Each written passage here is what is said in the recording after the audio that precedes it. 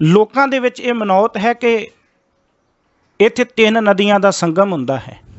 ਜਦ ਵੇਖਿਆ ਜਾਵੇ ਤਾਂ ਇੱਥੇ ਗੰਗਾ ਤੇ ਜਮਨਾ ਉਹ ਤੇ ਦਿਖਾਈ ਦਿੰਦੀ ਹੈ, ਪਰ ਲੋਕਾਂ ਦੀ ਮਨੌਤ ਕਹਾਵਤ ਹੈ ਕਿ ਜਿਹੜੀ ਸਰਸਵਤੀ ਹੈ ਇਹ ਗੁਪਤ ਰੂਪ ਦੇ ਵਿੱਚ ਉੱਥੇ ਆ ਕੇ ਪੈਂਦੀ ਹੈ ਤੇ ਇੱਥੇ 3 ਨਦੀਆਂ ਦਾ ਸੰਗਮ ਹੁੰਦਾ।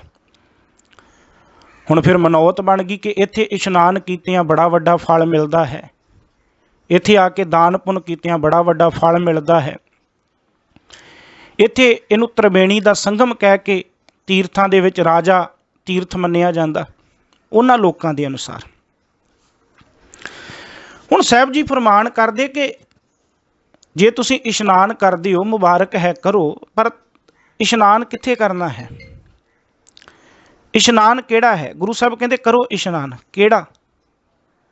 ਹੁਣ ਉਹਨਾਂ ਦੇ ਵਿੱਚ ਗੰਗਾ ਹੈ, ਜਮਨਾ ਹੈ, ਇਹ 2 ਨਦੀਆਂ ਤੇ ਆਪਸ ਵਿੱਚ ਮਿਲਦੀਆਂ ਨੇ ਤ੍ਰਿਵੇਣੀ ਤੇ, ਪਰ ਉਹ ਮੰਨਦੇ ਨੇ ਕਿ ਇੱਕ ਸਰਸਵਤੀ ਜਿਹੜੀ ਆ ਉਹ ਗੁਪਤ ਰੂਪ ਵਿੱਚ ਆ ਕੇ ਮਿਲਦੀ। ਸਾਹਿਬ ਕਹਿੰਦੇ ਸਾਡਾ ਵੀ ਤ੍ਰਿਵੇਣੀ ਹੈ, ਸਾਡਾ ਵੀ ਤ੍ਰਿਵੇਣੀ ਹੈ, ਅਸੀਂ ਵੀ ਉੱਥੇ ਇਸ਼ਨਾਨ ਕਰੀਏ।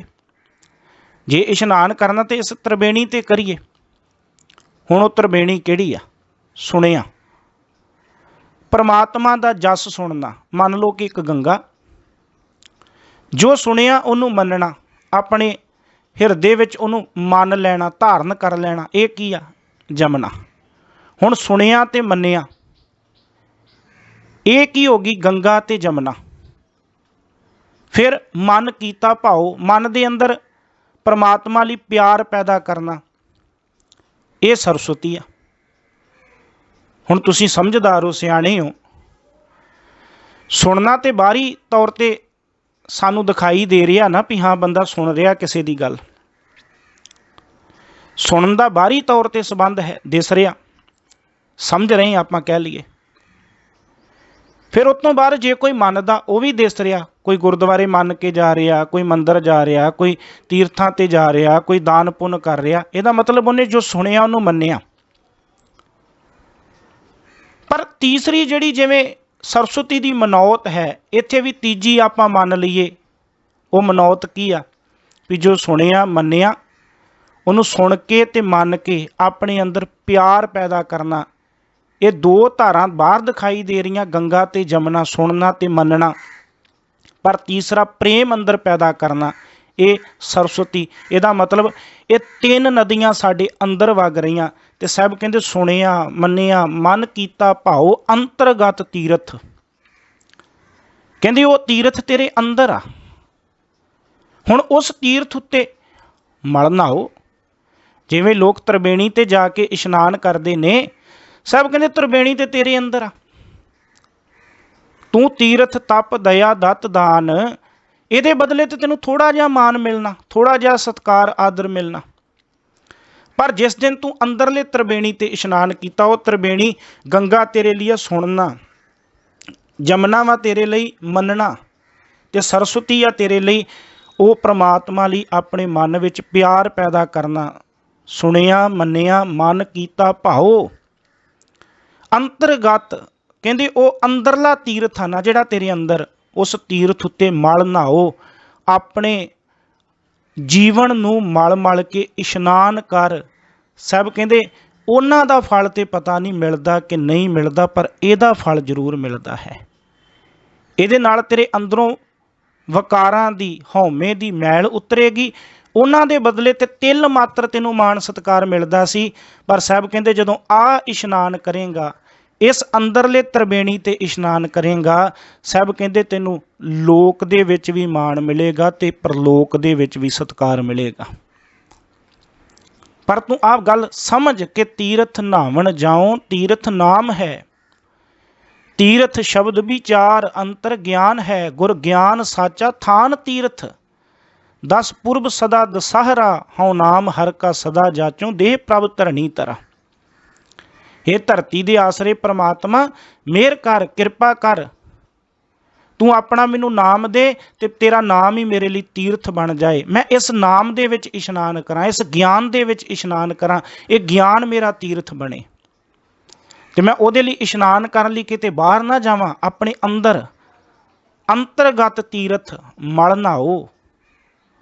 ਨਹਾਓ ਇੱਥੇ ਸ਼ਬਦ, ਇਹਨੂੰ ਨਾਉ ਨਹੀਂ ਪੜ੍ਹਨਾ, ਕਿਉਂਕਿ ਇਹ ਸਰੂਪ ਦੇ ਵਿੱਚ ਕਈਆਂ ਥਾਵਾਂ ਤੇ ਇਹਦਾ ਉਚਾਰਨ ਨਾਉ ਵੀ ਆਏਗਾ, ਪਰ ਇੱਥੇ ਨਹਾਉਣ ਦੀ ਗੱਲ ਚੱਲ ਰਹੀ, ਇਹਨੂੰ ਭਾਰਾ ਕਰਕੇ ਪੜ੍ਹਨਾ ਨਹਾਓ। ਸਾਹਿਬ ਕਹਿੰਦੇ ਅੰਦਰਲੇ ਤੀਰਥ ਤੇ ਇਸ਼ਨਾਨ ਕਰ ਲਿਆ ਕਰ, ਤੇਰੇ ਮੈਲ ਜਿਹੜੀ ਅੰਦਰ ਦੀ ਉਹ ਲੱਥ ਜਾਏਗੀ, ਇਹ ਵਿਕਾਰਾਂ ਦੀ ਮੈਲ ਤੇਰੀ ਲੱਥ ਜਾਏਗੀ। ਇਹ ਅੰਤਰਗਤ ਜਿਹੜਾ ਤੇਰਾ ਤੀਰਥ ਆ ਇਹਦੇ ਤੇ ਇਸ਼ਨਾਨ ਕਰ। ਤੇ ਸਾਹਿਬ ਕਹਿੰਦੇ ਜਦੋਂ ਇੱਥੇ ਇਸ਼ਨਾਨ ਕਰੇਗਾ ਫਿਰ ਸਮਝ ਆਏਗੀ। ਅਜੇ ਤੇ ਹਉਮੈ ਆ ਨਾ, ਅਜੇ ਤੇ ਆ ਤੀਰਥ ਕਰਕੇ, ਤੀਰਥਾਂ ਦੀ ਯਾਤਰਾ ਕਰਕੇ, ਦਾਨ ਪੁੰਨ ਕਰਕੇ ਅਜੇ ਤੇ ਇਹ ਸੋਚ ਰਿਹਾ ਨਾ ਕਿ ਮੈਂ ਬਹੁਤ ਵੱਡਾ ਕੰਮ ਕਰ ਲਿਆ, ਬੜਾ ਵੱਡਾ ਕਾਰਜ ਕਰ ਲਿਆ, ਮੇਰੇ ਵਿੱਚ ਬੜਾ ਵੱਡਾ ਗੁਣ ਆ ਜੀ, ਮੈਂ ਤੀਰਥੀ ਆ, ਮੈਂ ਦਾਨ ਪੁੰਨ ਕਰਦਾ। ਪਰ ਜਦੋਂ ਆਪਣੇ ਅੰਦਰ ਇਸ਼ਨਾਨ ਕੀਤਾ ਫਿਰ ਆਪਾਂ ਕਵਾਂਗੇ ਸਭ ਗੁਣ ਤੇਰੇ ਮੈਂ ਨਾਹੀ ਕੋਏ। ਹੇ ਪ੍ਰਮਾਤਮਾ, ਮੇਰੀ ਕੋਈ ਪਾਇਆ ਨਹੀਂ, ਮੇਰੀ ਕੋਈ ਹਿੰਮਤ ਨਹੀਂ, ਮੇਰੀ ਕੋਈ ਵੈਲਿਊ ਨਹੀਂ, ਇਹ ਸਾਰੀਆਂ ਤੇਰੀਆਂ ਵਡਿਆਈਆਂ ਨੇ, ਇਹ ਸਾਰੇ ਗੁਣ ਤੇਰੇ ਨੇ ਮੇਰੇ ਵਿੱਚ ਜਿਹੜੇ ਦਿੱਤੇ ਹੋਏ ਨੇ ਨਾ ਗੁਣ, ਇਹ ਮੇਰੀ ਕੋਈ ਪਾਇਆ ਨਹੀਂ, ਮੇਰੀ ਕੋਈ ਵੈਲਿਊ ਹੈ ਹੀ ਨਹੀਂ ਇਸ ਸੰਸਾਰ ਵਿੱਚ। ਤੇਰੀਆਂ ਨਜ਼ਰਾਂ ਵਿੱਚ ਮੇਰੀ ਕਾਹਦੀ ਵੈਲਿਊ? ਪਿੱਛੇ ਪੜ੍ਹ ਕੇ ਆਏ ਨਾ, ਉਹ ਤੇ ਕਰ ਦੋਸ਼ੀ ਦੋਸ਼ ਧਰੇ, ਉਹ ਤੇ ਛੋਟੇ ਤੋਂ ਛੋਟਾ ਵੀ ਦੋਸ਼ ਕੱਢ ਲੈਂਦਾ,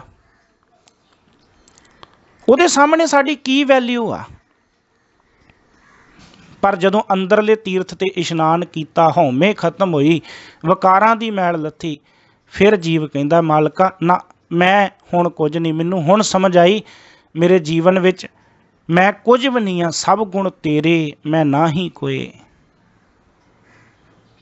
ਮੇਰੇ ਵਿੱਚ ਕੋਈ ਹਿੰਮਤ ਨਹੀਂ ਮੈਂ ਤੇਰੇ ਗੁਣਾਂ ਨੂੰ ਗਾ ਸਕਾਂ, ਮੇਰੀ ਕੋਈ ਵਡਿਆਈ ਨਹੀਂ। ਵਿਣ ਗੁਣ ਕੀਤੇ ਭਗਤ ਨਾ ਹੋਏ, ਵਿਣ ਗੁਣ ਕੀਤੇ। ਹੇ ਅਕਾਲ ਪੁਰਖ, ਜੇ ਤੂੰ ਆਪ ਆਪਣੇ ਗੁਣ ਮੇਰੇ ਅੰਦਰ ਪੈਦਾ ਨਾ ਕਰੇ, ਕੀਤੇ ਵੀ ਨਾ ਕਰੇ ਗੁਣ ਮੇਰੇ ਅੰਦਰ ਪੈਦਾ, ਭਗਤ ਨਾ ਹੋਏ, ਮੈਥੋਂ ਤੇਰੀ ਭਗਤੀ ਹੋ ਹੀ ਨਹੀਂ ਸਕਦੀ। ਵਿਦਵਾਨਾਂ ਨੇ ਇਹ ਵੀ ਅਰਥ ਕੀਤੇ ਨੇ ਕਿ ਗੁਣਾਂ ਤੋਂ ਬਿਨਾਂ ਵੀ ਪ੍ਰਮਾਤਮਾ ਦੀ ਭਗਤੀ ਨਹੀਂ ਹੋ ਸਕਦੀ। ਜੇ ਅਸੀਂ ਗੁਣਾਂ ਨੂੰ ਆਪਣੇ ਜੀਵਨ ਵਿੱਚ ਲੈ ਕੇ ਆਵਾਂਗੇ ਤਾਂ ਭਗਤੀ ਆ, ਜੇ ਸਾਡੇ ਜੀਵਨ ਵਿੱਚ ਗੁਣ ਹੀ ਨਹੀਂ, ਵੈਸੇ ਗੁਣ ਦਾ ਅਰਥ ਉਪਕਾਰ ਵੀ ਹੈ,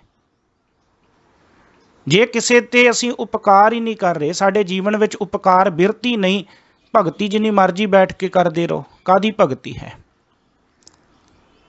ਕਈ ਵਾਰੀ ਮਨ ਵਿੱਚ ਖਿਆਲ ਆਇਆ ਕਿ ਬੰਦਾ ਸਵੇਰ ਤੋਂ ਲੈ ਕੇ ਸ਼ਾਮ ਤੱਕ ਪਾਠ ਕਰਦਾ, ਬਾਣੀ ਪੜ੍ਹਦਾ, ਤੇ ਜੇ ਕੋਈ ਪਿੰਡ ਦੇ ਵਿੱਚ, ਸ਼ਹਿਰ ਦੇ ਵਿੱਚ ਗਲਤ ਕੰਮ ਹੋ ਜਾਏ ਨਾ, ਤੇ ਉਹਨੂੰ ਕਹੀਏ ਵੀ ਭਾਈ ਆ ਤੂੰ ਸਿਆਣਾ ਬਾਣੀ ਪੜ੍ਹਨ ਵਾਲਾ, ਆ ਫਲਾਣੇ ਨੂੰ ਪੁੱਛ ਕੇ ਆਈ, ਉਹਨੇ ਆਹ ਕੰਮ ਕੀਤਾ, ਕਹਿੰਦਾ ਜੀ ਮੈਨੂੰ ਕੀ, ਆਪਾਂ ਤੇ ਭਗਤੀ 'ਚੋਂ ਆਨੰਦ ਲੈ ਰਹੇ ਹਾਂ। ਜੇ ਅਸੀਂ ਗਲਤ ਨੂੰ ਗਲਤ ਕਹਿਣ ਦੀ ਹਿੰਮਤ ਨਹੀਂ ਰੱਖਦੇ, ਸਾਹਿਬ ਕਹਿੰਦੇ ਫਿਰ ਤੇਰੀ ਕਾਹਦੀ ਭਗਤੀ? ਜੇ ਕੱਲੀ ਬਾਣੀ ਪੜ੍ਹਨੀ ਭਗਤੀ ਆ, ਤੇ ਫਿਰ ਤੇ ਗੁਰੂ ਸਾਹਿਬ ਨੇ ਜਾਂ ਗੁਰੂ ਸਾਹਿਬ ਦੇ ਸਿੱਖਾਂ ਨੇ ਇੰਨੀਆਂ ਸ਼ਹਾਦਤਾਂ ਦਿੱਤੀਆਂ, ਭਗਤੀ ਕਰਦਿਆਂ ਤੇ ਕੋਈ ਕਿਸੇ ਤੇ ਕਸ਼ਟ ਨਹੀਂ ਦਿੰਦਾ, ਭਗਤੀ ਕਰਦਿਆਂ ਤੇ ਕੋਈ ਕਿਸੇ ਨੂੰ ਤੰਗ ਨਹੀਂ ਕਰਦਾ, ਭਗਤੀ ਕਰਦਿਆਂ ਤੇ ਕੋਈ ਕਿਸੇ ਨਾਲ ਟੱਕਰ ਨਹੀਂ ਲੈਂਦਾ।